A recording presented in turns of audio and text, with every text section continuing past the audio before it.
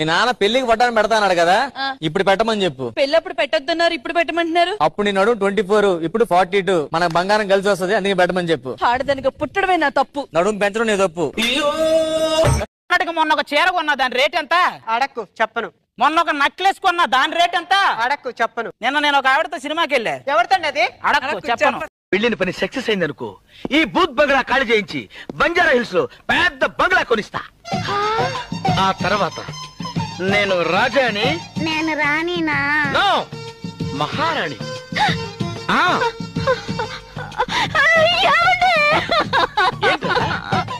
ఏమైంది? ఏమైందమ్మా? నీ ఫీలింగ్స్ ఏంటో చెప్పరా. వచ్చే జన్మ నుంచి వరుసగా 7 జన్మలు మీరే నాకు భర్తగా కావాలండి. నేను ఇంట్లో లేను కదా అని కిచెన్ లో దూరి ఆ మటన్లతో చికెన్లతో ప్రయోగాలు చేయొద్దు. నేను ప్యూర్ వెజిటేరియన్. హోటల్ నుంచి తెప్పించుకుని తింటా. ఏంటి మటన్లు చికెన్లా? చిచి, సాంబారు అప్పడాలి. అది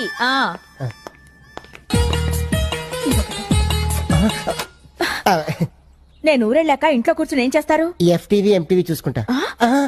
ఈ టీవీ జెన్యూ టీవీ చూసుకుంటా. అది కూడా సీరియల్సే. అస్సలు సీరియస్ చూడొద్దు. మగాడు ఆడదాన్ని ఎన్ని రకాలుగా కష్టాలు పెట్టొచ్చో అన్ని క్లియర్ గా చూపిస్తారు. అయితే టీవీ చూడను. అది రండి. ఈ బట్టలన్నీ లాండ్రీకి హేతను.